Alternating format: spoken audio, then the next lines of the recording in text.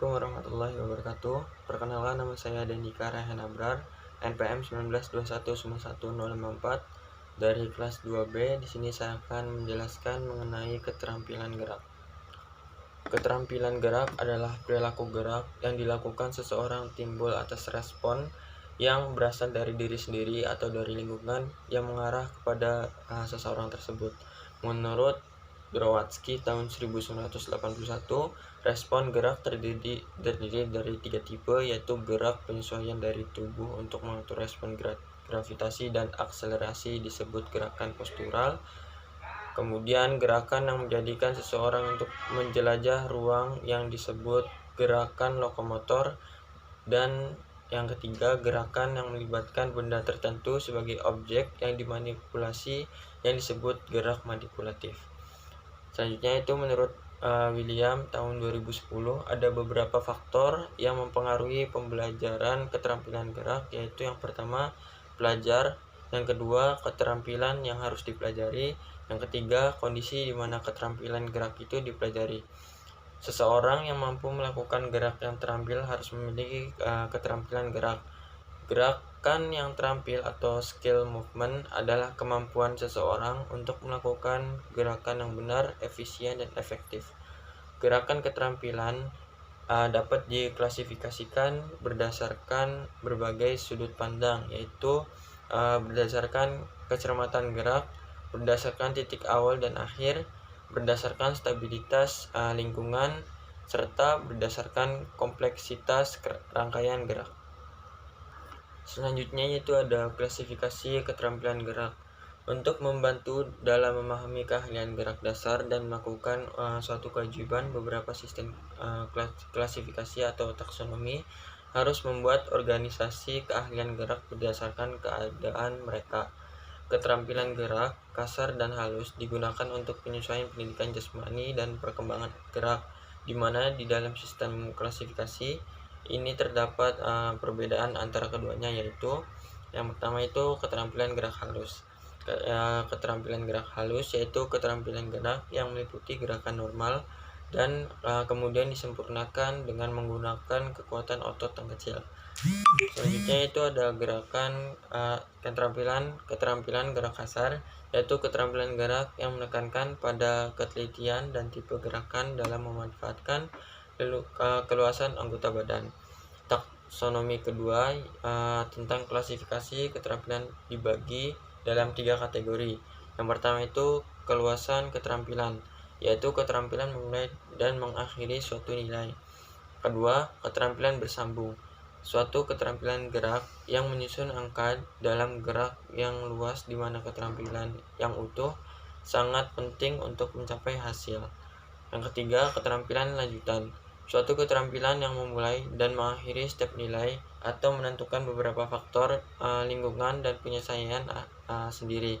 Taksonomi ketiga yaitu dalam memperkirakan lingkungan dan suatu keterampilan yang berkelanjutan dan dapat merubah tinggi dan rendahnya suatu perkiraan. Di antaranya, yang pertama keterampilan tertutup, keterampilan untuk memilih objek untuk melakukan suatu tindakan di dalamnya.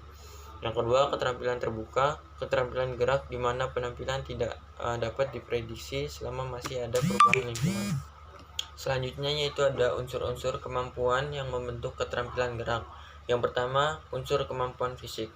Fisik merupakan sarana utama untuk gerakan. Kondisi fisik yang baik akan menghasilkan gerakan yang efisien. Macam-macam kemampuan fisik. Yang pertama itu ada kecepatan reaksi, berperan dalam gerakan, di mana respon gerak halus dilakukan sesegera mungkin setelah ada stimulus, misalnya dalam start lari cepat. Yang kedua, kekuatan sangat diperlukan dalam melakukan gerakan-gerakan yang memerlukan gaya fisik yang besar. Dalam berbagai macam gerakan olahraga, banyak yang memerlukan gaya fisik yang besar untuk melakukannya dengan baik. Yang ketiga, ketahanan fisik sangat berperan dalam melakukan gerakan dalam jangka waktu lama. Dalam kegiatan olahraga, banyak gerakan yang harus dilakukan berulang-ulang dalam jangka waktu lama.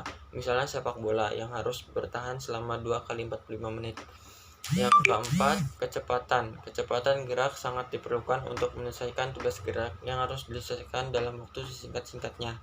Yang kelima, fleksibilitas. Fleksibilitas sangat diperlukan dalam menyelesaikan tugas gerak di mana gerakan-gerakannya memerlukan keluasan gerak persendian atau perlu pemaksaan gerak persendian. Gerakan-gerakan di dalam olahraga yang memerlukan fleksibilitas adalah gimnastik, judo, dan gulat.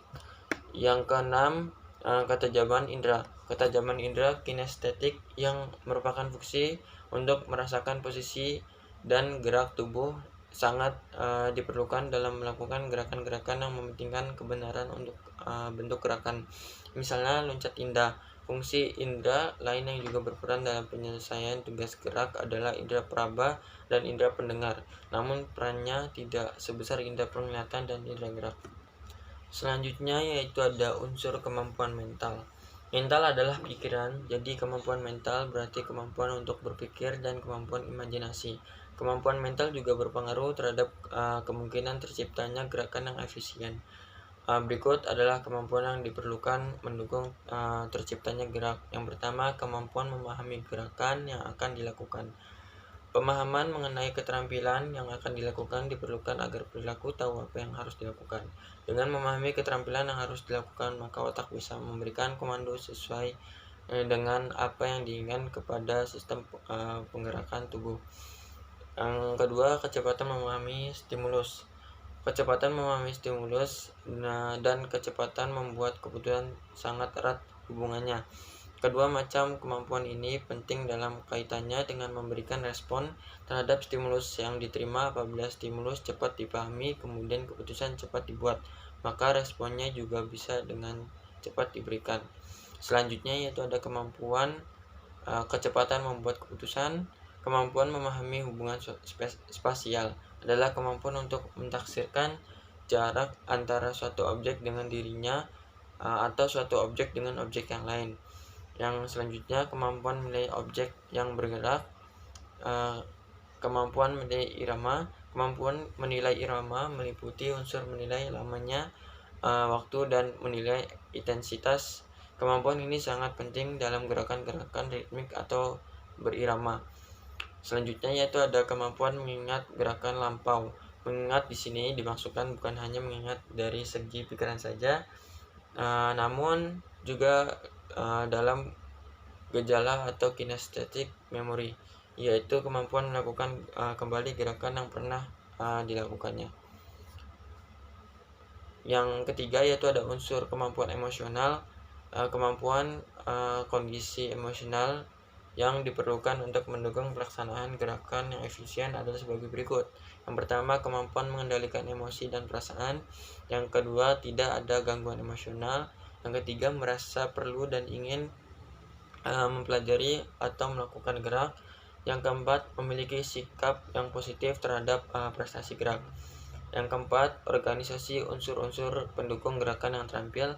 Yang pertama, kontrol keseimbangan. Yang kedua, kontrol ketepatan waktu berbuat atau timing. Yang ketiga, kontrol muskular. Mungkin itu saja yang bisa saya sampaikan dan saya jelaskan. Kurang lebihnya mohon maaf. Wassalamualaikum warahmatullahi wabarakatuh.